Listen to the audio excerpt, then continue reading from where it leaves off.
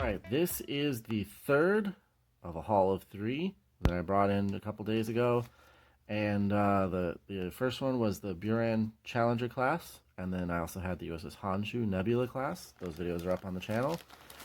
And here is the one I was really excited because it finally came back into stock on the Eaglemoss shop. And that is the Luna class USS Titan. This was Captain Riker's first command that he took after leaving Captain Picard and the Enterprise E behind. This ship is, I don't know, I guess we'd call it beta canon. It was featured in the novel series for the USS Titan, the Star Trek Titan it was called. And it was a fan design, but the design really should be primary, like it should be alpha canon. It should have been introduced or shown in Star Trek Picard in some way. One of the many missed opportunities with that terrible show. But moving on from that, we have the USS Titan, Deep Space Explorer, crew 350, fairly advanced ship. If I remember right, and this will probably have some of that too, won't go too much. I don't like to spend a whole lot of time on the books because, again, this is all information that you guys can get on the internet. People are here to see the ship model and how it looks. But the USS Titan, the Luna class, was originally being designed, apparently, during the Next Generation era or early Deep Space Nine as a new Explorer class. Probably alongside the Intrepid class that was the Voyager. But the Dominion War happened, and because of that, they never actually launched any Luna class. I don't think any were actually ever built, in fact. And so instead, we got the Dominion War and a lot of fighting there, combat-oriented ships, and afterwards, all the way after Star Trek Nemesis finished, we finally got the Luna class Titan entering service. I actually read the first two novels in that series. I'm not exactly sure how many there were after that. I would love to go back and catch up on those because the first two books were fantastic. It was really cool to finally see Commander Riker take command of his own starship, his own crew, and go on his own adventures. And it was nice to have something that was post Next Generation, after the end of Nemesis, have a story continuing on there. They basically picked up after the events of Nemesis with the Romulans.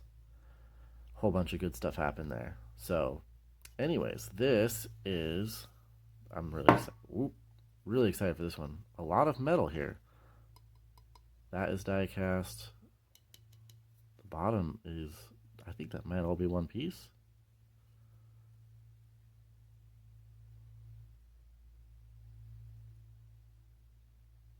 Yeah, I'm pretty sure that's all one piece. The saucer all the way down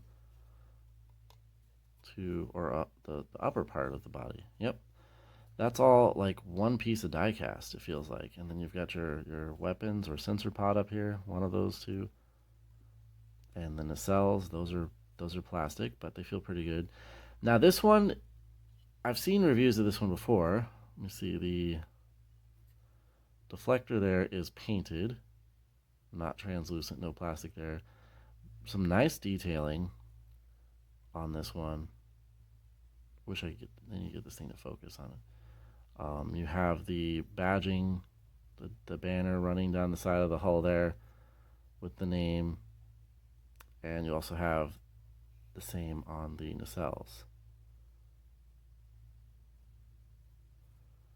Good looking ship. You can definitely see where this was supposed to be a ship that was kind of crossing the design lineage from the Next Generation, First Contact type era into the Dominion War, the Deep Space Nine era. Like, this was what ships were kind of looking like there when you think of the Saber and the Norway and Steam Runner. This ship would really have gone right in with those. So kind of an interesting concept that it was like held back, and then this as an explorer was launched after Nemesis.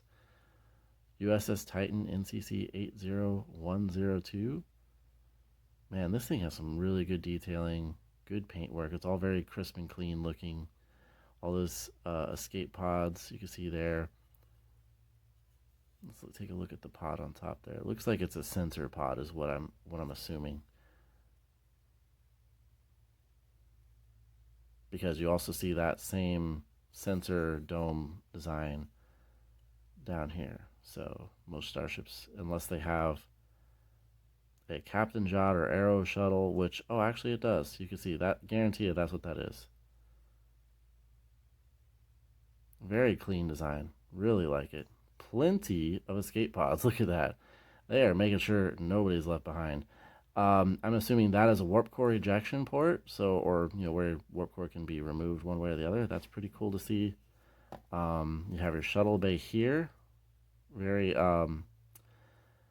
similar to like the original Star Trek, or even the Enterprise E has that kind of that aft shuttle port there, and then it's almost like a little landing strip runway there. So very nice looking ship.